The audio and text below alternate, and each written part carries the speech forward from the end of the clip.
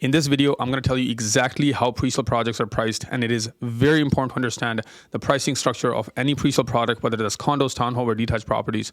It is important that you understand the pricing structure of these, because if you don't, you're probably going to go out there and buy a presale condo that you're going to overpay for, and that's going to defeat the whole purpose of you putting money into pre-construction. And in many cases, you're probably going to lose money. So let's talk about pricing when it comes to presale projects. If you don't know who I am, my name is Uzair Muhammad. I specialize in new construction across the greater Vancouver area. I've sold over 200 units in pre-construction over the last 3 years. So everything I'm about to tell you is first-hand experience and what I've seen on the ground. I do this day in, day out. I don't do the odd presale deal. This is what I do for a living, and this is what I'm doing every day. So let's talk about pricing structure in presale projects. So whenever a presale project comes to market, there's 3 or 4 tiers of pricing.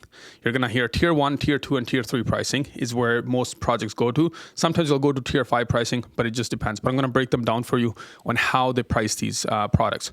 So every time a developer comes to market, they have to file something called a disclosure statement.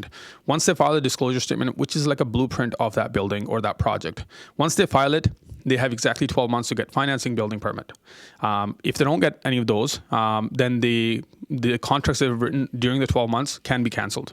And no developer wants to come to market and then sell out only portion of their project and then have to cancel all the contracts, because it just defeats the whole purpose and they lose a lot of money. So they want to price it properly, price aggressively, and then increase prices as the project is getting sold out. So here's how developers launch projects. When they launch projects, they want instant absorption of inventory. So what they do is they have their handful of agents that they work with and friends and family, let's just say. Sometimes it's their own internal employees. Like there's big developers that have internal employees. They'll offer the units to them and then give them a discount. Sometimes they give them discounts if they don't bring an agent, and that's only for internal employees. Sometimes we've seen that as a discount for internal employees only. And then they'll go to their handful of agents. So average, a developer will bring 5 to 10 agents into their presentation center, or even before the presentation center is ready. And they'll say, hey, come to our boardroom, have a meeting with us. I'm going to give you everything about this project, and we're going to file a disclosure statement 1 week from now. You have all the time to go on and talk to your clients and bring them into as an investor or end user and present and show this project to them. The pricing at that point is the best price you're ever going to see in that development. I'll give you an example. We recently had a project that we took on as a tier 1 pricing, and the pricing between tier 1 pricing and by the time the project was launched was $40,000. Like that's literally how big of a price difference there is between tier 1 and tier 2 or tier 3, depending on how far they go into it.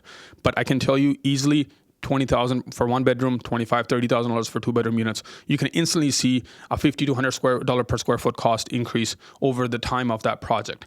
So what I'm trying to tell you is, if you're going to buy into a presale project, you really have to understand pricing, and you have to work with somebody who has access to these pricing. The first 15-20% of absorption is at the lowest dollar per square foot cost. So a developer has to meet a blended cost per square foot to get their financing. A bank is going to require most developers to sell out 70-80% of their inventory with 10 or 15% deposit structure during that 12 months period. So how do they do it? They get instant absorption from these top agents that they work with, and these agents bring in quality clients that they work with on average, consistently, or they have referrals or the people that they know. So people get access to these projects at the best price points, best incentives, everything. So instant 15-20% absorption, and then the developer opens the door to VIP agents. This is what you're going to hear a lot of times in the market, VIP agents. And VIP agents usually get tier 2 pricing. They don't get tier 1 pricing. By the time VIP agents get in, they buy in more inventory. So that's probably tier 2 pricing. You'll probably see a $10,000, $15,000, $20,000 price increase per unit at that point. Once the VIP agents are done, then the project usually gets opened up to public viewing or public showing.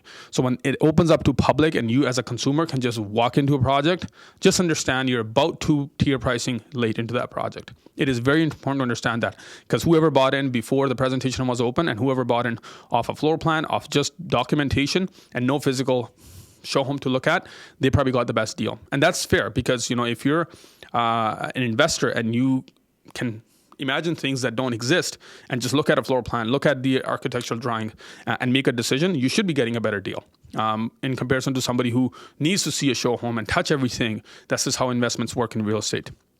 So by the time anybody can walk into a show home, it's usually too late. Now, don't get me wrong, everybody launches projects different. Every developer launches it different. Every marketing team launches a project different.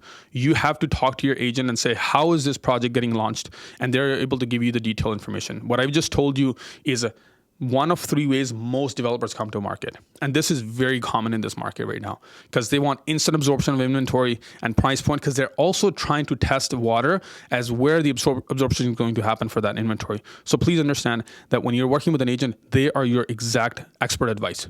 Period.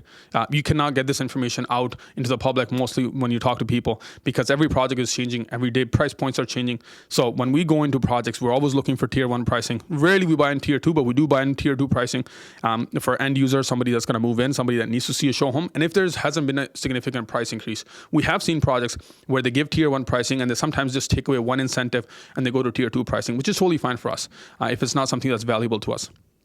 So if you want the best deals, you got to go tier 1 and tier 2 pricing. By the time everybody can see the unit, everybody can walk in and just sign a contract, usually you're paying fair market value 2 years from now, not a discounted price, which is why you should be investing into pre-sale. So understand the pricing structure of these.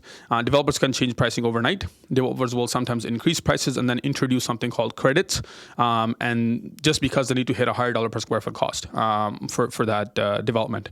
And they are under time crunch to get their building permit and financing to meet those quotas and meet those timelines.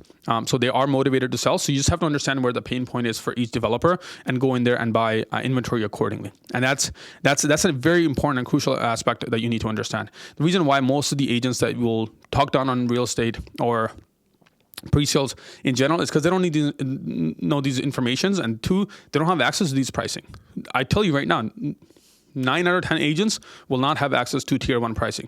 Like not even 9. I said 9.5 out of 10 agents will not have access to tier 1 pricing. And that's why they talk down on pre-sales, because they can't get their clients into those price points. They haven't earned their way into it. It takes a long time to build a relationship with the developer to be able to go in there and get 10, 15 units at a friends and family discount price.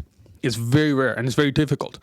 So agents that do this day in, and there's few of them out there that I know of that have a relationship with developers, and they just literally get first tier pricing, and that's how their clients make money. So by the time, and this is where the biggest red flag for me is, and I think most people should be cautious around.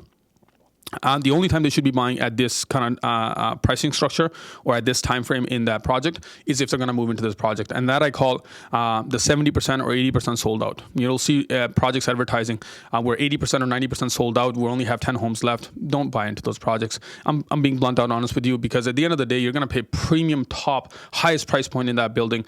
You might as well just wait for that building to complete and then buy the last inventory. I'm being that honest with you. There's no reason for you to invest into a pre-sale project once it's 80% sold out and then just hold it for the next year and a half because you already paid the premium price.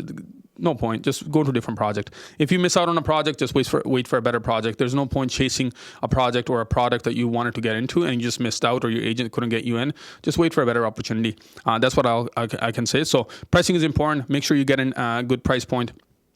And understand how to make a deal happen when it comes to pre-sales. And if you're looking for someone who can guide you and help you through this process, I'm more than happy to help. My information is going to be in the description below. Feel free to use the link to book a call. I'm looking forward to working with you. Any more questions, drop them in the comments. I'm happy to help.